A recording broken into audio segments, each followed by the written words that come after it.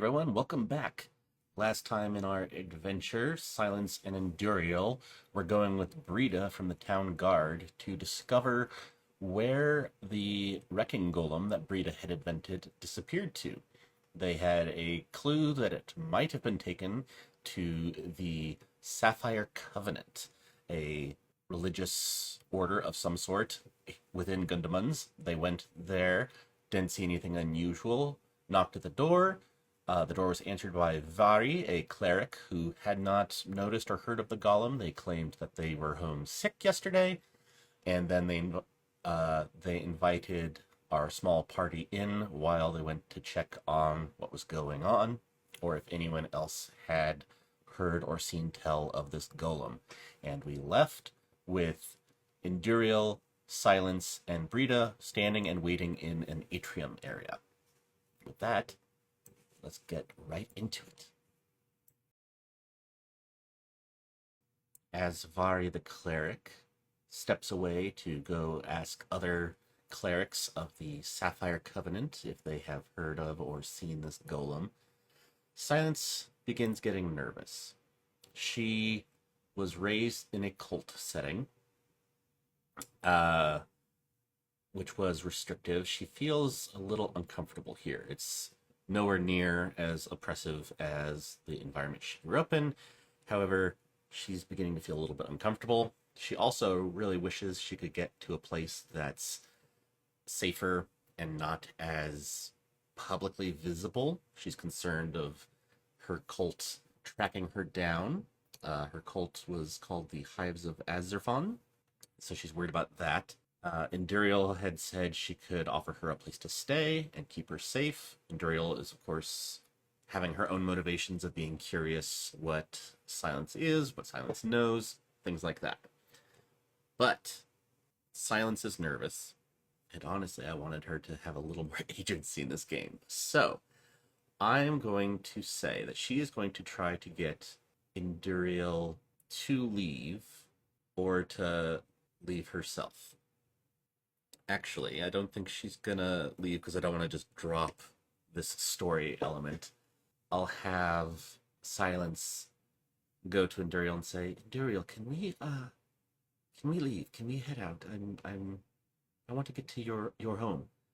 And Endurial says, "Well, yes, darling, of course, but first I need to find out what's going on here. This is a mystery involving magic and perhaps danger to the city, and I'm honestly intrigued. Aren't you?" And Silence looks up at her and says, and so to try to hurry Endurial out of here, she's going to start looking around the atrium that they're in and maybe even work her way into the sanctuary that they saw. So she moves around. I'm going to roll a wisdom check for her to see what she gets. That is a 12 plus 16. So she finds something. What does she find? That I do not know. So now I'm going to use the open questions Oracle of KNAVE, D20, D8, and D6. Okay, 19. Punish. 7. Magic. And 5. Jealously. We've had jealously before, but anyway, okay. Punish, magic, jealously. So an idea I'd already had was that perhaps like an old man was going to come up and disturb her. And so I feel like as she's looking around, she had taken a step in, and she turns and sees this old man coming up behind Endurial and Brita, both of whom are wizards or magically inclined. So I'm going to quickly roll up what this guy might look like using the generator. So where's my D100? 31. He's meek. Okay. 32. That's kind of a scary similarity. Explorer. All right, so this person coming up behind Brita and Enduriel, Silence looks back and sees this small man. He looks like he's very unassuming. He's got like little bits of adventurer gear. He has like a belt full of stuff like rope, a pickaxe, a small dagger, even like what looks like a backpack slung over his shoulder. And as Enduriel looks, she sees that he actually draws the knife out from his belt and raises it to attack Enduriel. And Silence calls out and says, Enduriel! Now I want to see if he's able to hit her in time, or if she's able to warn her in time. So I'm going to say, does his attack hit Enduriel? And because Silence called out, I'm going to say that's a disadvantage. So let's see what happens. Does his attack hit Enduriel? 15 and 13. So it's unlikely, so I said the lower. 13. Ooh, it's still a yes. But, so as Silence watches, the knife comes down and hits the back of Enduriel's body. But there's a strong shimmer of magic, and Enduriel doesn't seem to actually take any damage. She turns and instantly begins casting a spell of attack, like just a basic little attack spell. I am going to say, I haven't rolled up character sheets for Enduriel or this guy, so I'm going to just say, does she hit at advantage? Because she's a sorceress. Does she hit him? 14. Yes, but she is going to...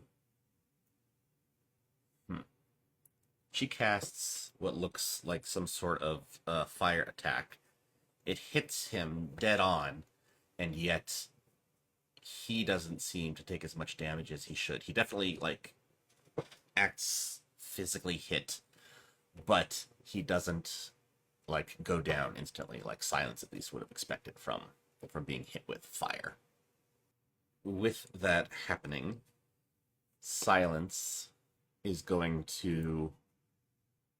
Silence sees her closest thing to some sort of protector, defender, friend at this point being attacked. So she's going to actually pull out her bow and try to shoot at this person. I do have character sheet for Enduriel. Sorry, character sheet for Silence. I really should have rolled initiative, which I didn't. Alright, I am going to use... Okay, so I roll a d20 with her attack bonus, which is her wisdom, because it's a ranged weapon. And then the armor defense of this character. I wish I better understood the combat in here. Oh, okay. Typical 4 HD monster would have a bonus of +4 and a defense of 14. Let's see. This is... I'm going to roll and see if he's... how close he is to the characters in power. So I'm going to roll a D100 using Un. And this will tell us, how close he is. The party, I'd say Enduriel and Brita are, level 3 characters. And Silence is a level 1. So let's see. 0, 10. So 10. Slightly weaker than the party. So I'm going to put him at a level 2. So his defense is 12. So Silence is now going to roll with her bow. She gets a 12 plus 4. That's 16. So that hits. I should be writing all this down. Okay, so, and this guy had level 2, 2d8s. 4, 3 is how many hit dice they have. That's 28 HP. How do we determine damage? Attacker rolls their weapon's damage die to determine how many. Okay. What is the damage die for a bow? I don't recall having recorded that.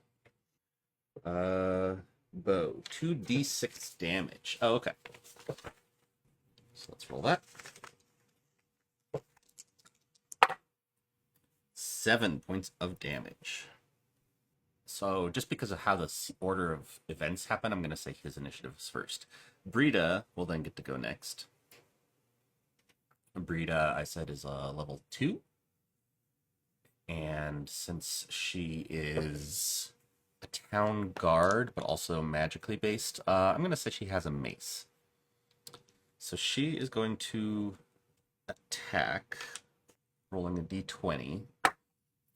17. Oh yeah, that definitely hits. So swinging with her mace at this guy, she gets to do d8 damage. 8. Oh, full damage. Okay. So he has lost almost half his health. So I'm going to make a morale check for him. Morale rating. So he's going to roll 2d6 to see if his morale lasts. He was going to try to get a quick little assassination in on these magic users, and it didn't quite work. It's a 7. Ooh, that's like basically the same as what I think his morale would be. So he's gonna stay. So it's his turn. Let's see. So he's anti-magic, apparently. And so, I didn't even record what you did. So he's going to, he has a knife. So he's going to, surprisingly, so he's like desperate and like almost just blind with rage, whatever's causing this. He's going to try to attack Enduriel again. So he's going to roll an attack at Enduriel. Oh, nat 20. He's definitely going to be able to hit her. And I said he has a knife. So let's see what the attack bonus is on that. Knife. Dagger. Okay, yeah. So he hits her with a dagger, so that's 1d6 damage. I'm going to say with a nat 20, he makes it past whatever magical defenses she has. 5 points of damage to Enduriel. There's there's blood on his knife as he pulls back, and she like reaches at her side. So, and then I'm going to have her use her turn to cast like a momentary healing on herself. I'm looking through the list of spells that's in the KNAVE for levelless spells. I'm going to make it, she gets to roll 3d6, and that's how much damage she heals. The 3d, wait, no, it should be 3d6, that seems high. Let's make it like 3d3. And the 3 is because she's a level 3, so that's how a lot of the spells... D3, D4s. Let's make it D4s. 3 D4s. That's a sharp D4. And that's how much HP she's going to heal. She heals 4. Oh, geez. That's like... Yeah, she heals like 8 damage. Completely heals. I want to see if any of the clerics and people of the Sapphire Covenant are going to react to this. So... I'm going to say, yeah, it's kind of likely that, a battle in their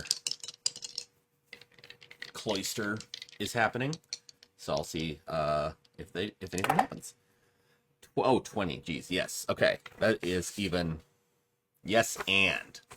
So not only are they going to interfere, they're able to cast magic that like freezes all the combatants. So Silence is about to pull another arrow out, and then she like just freezes in place with an arrow like pulled partway back.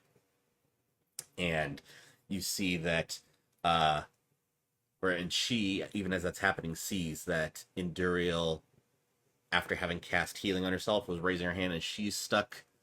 Brita is pulling back her mace for another swing, and she can't move. And then the attacking man, whoever he is standing there, like just his knife ready, but he's definitely not moving. So they've like stopped the battle, not just interfering. They've stopped it, and a priest is walking forward with Vari behind him, saying, "What is the meaning of this?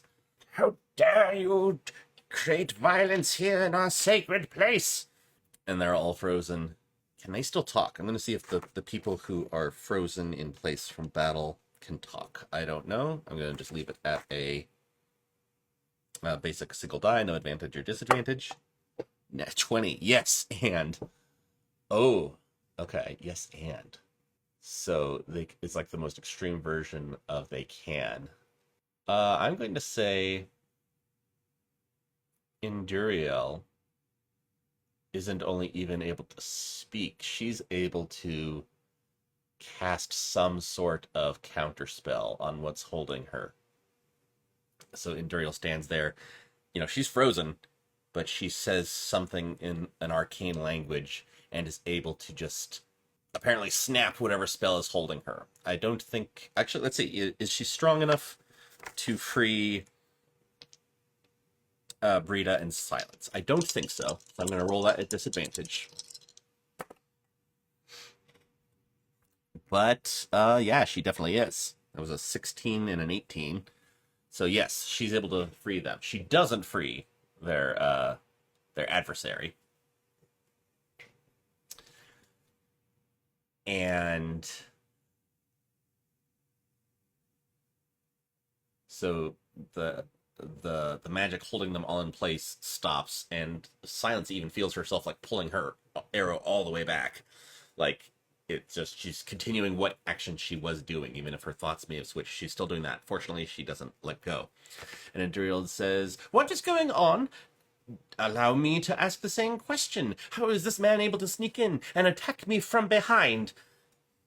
And the man even yells, "No! Attack from behind, yes, but it's to rid the world of you magicians. You with the magic that causes all of us to be lesser than you because of your magics." And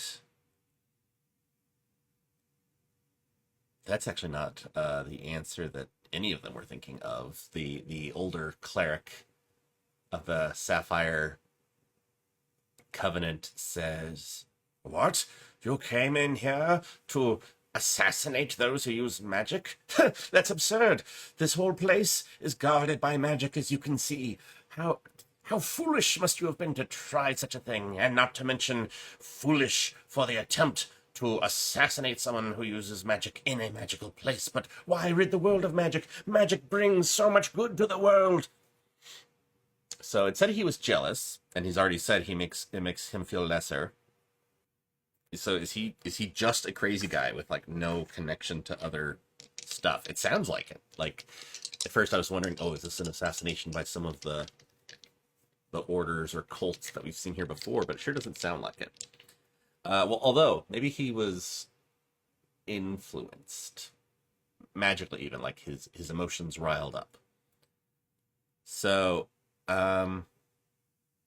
first, yeah, no. So I'm going to say, no, he's obviously not connected with the cults, because all the cults that we've met so far are connected with magic. So he wouldn't be intentional. Have any of the cults that we've encountered or heard about in this game influenced him to try to crazy and kill magicians?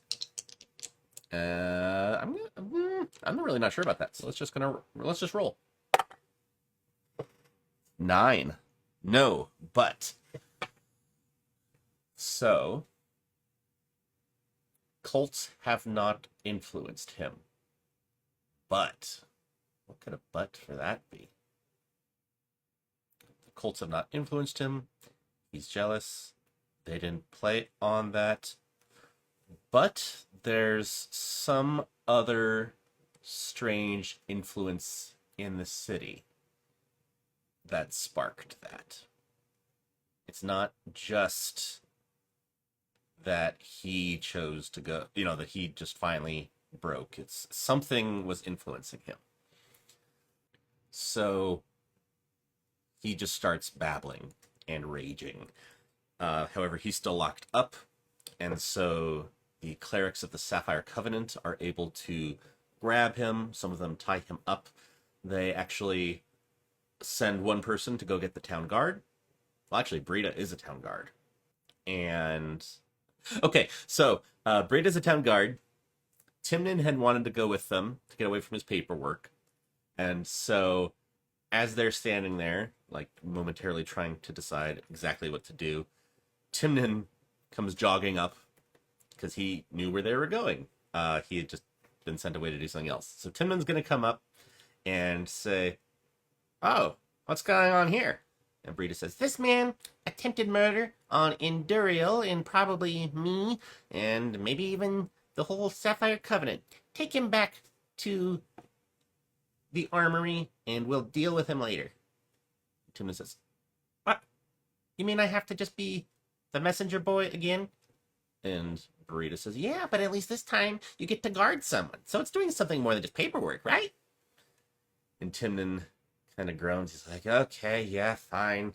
And he takes this would-be assassin and starts taking him back to the Gundamund's guard armory.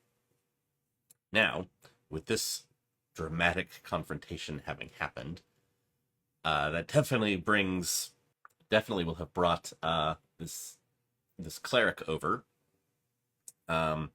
Was Vari able to have informed him as to what's going on? 3, no. Vari hadn't even gotten to the question of, was there a golem before, so he doesn't know what they're here. And so he turns to Induriel and Brita and says, "My dear ladies, I am profoundly sorry that you experienced this violence in our holy space. Unfortunately, the safeguards we have must be activated by someone personally, and so it was only when we saw what was happening that we were able to step in. So I do profoundly apologize." And Induriel says, "That is all right, no real harm done. However, do you have an answer to the question that we were seeking?" And he looks at Vari and at them, and he's like, "No, I'm sorry. This all happened before Vari even had a chance to speak to me. So, yes, tell me, what are you doing here? How can we be of service? We will definitely try to do anything we can to help whatever mission brought you here. It's payment and apology for this violence yet again." And Brita says, "Right then. Well, I appreciate that. Has anyone here seen or heard tell of a golem in the last day, since last afternoon?" And the cleric ponders for a minute. He says, "Yes, there was a golem seen here." I'm actually not sure what the golem was doing. Ooh, did they see it? Well, okay, so now I need to know what was going on. Was Anton was the dwarf who had checked it out. Was Anton still in control of it? This is just to narrow down what they've even seen so that I can tell what to report. Anton was still in control. Just, yes, he was in control. I'm thinking that since nothing was out of the ordinary here at this location, the options are either he was starting to, either he just kept going past, showed up here and then kept going down one of the streets, or he was met by people and they led him to one of the buildings. So I'll go with Was he met up with by people of another variety? Like, was he met by a cult or something? So, yes, was he met by other people? 18. Yes. Were these people any of the cult of Sivonez, which we know has been active in the city? 16. Yes. Okay, so the cult of Sivonez showed up, and okay, I'm thinking either he's part of them or he was blackmailed in some fashion. So I'll ask, was he blackmailed? 10. Shake up. How does that work? Because it's not like this direct scene. Shake up. So shake up means like kind of the question was irrelevant. So, okay, my thought was he came here intentionally, and it's just a question of whether the intention was because he was doing what they wanted because he's part of them, or whether he was doing it because of blackmail. So this makes that irrelevant. So I'd say he didn't come here because they wanted it. He didn't know the cult of Sivonez was going to be here. So maybe he was just on a legitimate mission and didn't fill his paperwork in. We've seen that the town guard is a little lax in their stuff. Like, they didn't even think to check the paperwork on the golem being filled out. And they're like, oh yeah, he took it last night. So Anton came here. The clerics of the Sapphire Covenant saw him here. Oh, what would have happened that he showed up and there didn't seem to be a... I'm guessing the cult did some sort of mind control spell on him. They, when he arrived here, cast some sort of spell to lead him to do what they want. The clerics wouldn't have necessarily seen this. They just see, yeah, the golem was here. So what he reports, so we now return to our scene, and the cleric says, yes, we did see a large golem here with a town guard. And they were met by a group of people with gray cloaks, and they just went down the street, the alleyway to... Let me see if I can find, like, a street name. A bunch of more, like, shops, but I'll use that to kind of inspire the name of the street. 26. Blinkberry is a deep purple sour fruit covered in chocolate and rock sugar. Yeah, they went down the alley towards the candy store. And Silence perks up at that and says, candy! And the cleric says, yes, it's a very fine, delightful rock candy that we have here. There's both the dwarven rock version, which is, of course, actual minerals that they like to eat, and kind for other species that might enjoy. Silence thinks a little bit longer and says, gray cloaks? Induriel, Brita, that might be the cult of Sivonez. And Induriel says, yes, that's partially what I was considering. So, do you know why there would have been a golem here? Has there been any reports of unsafe buildings or tremors? And the cleric says, why, yes, there have been very strong tremors in the ground near here, just as I hear they've been starting to appear in various other parts of the city. No building that I know of has been condemned, but I am but a cleric, and I don't hear always of such things. Let's see. I think we need to get to where more stuff's happening. So I'm going to say that suddenly, a ways off, suddenly down the street, there is a large commotion, a loud sound of rumbling, shaking, some screams, and various other chaotic, destructive noises. Our group of 3 women all look at each other and start running up the door, And from up the street that the cleric had pointed to and made mention of, we see billows of dust rolling up. They begin making their way down. Rita is able to, like, waves her mace, and the dust disperses. And as they get there, or as they move through it, they suddenly see that there is a large golem with stone fists just punching away at the level of one of the buildings on this street. People are running away from it. There's one person in the clothing that looks kind of like a baker, like running out and waving his hands at it. And we see a town guard merely standing there and watching the golem, but standing very still, not doing anything. And Brita says, "It's Anton! Anton!" Nothing happens. This golem just keeps punching at this building, and we see that its structure is severely damaged, and like parts of it are beginning to lean and crumble.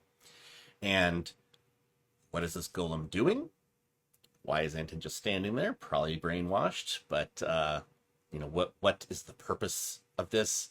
How is this connected with the Cult of Sivanas? And what will Silence and the other ladies do to help it or stop it? You'll have to come back next time. Thanks for being here. I appreciate it. If you got this far and liked it, please don't forget to like the video and or subscribe. And I'll see you next time.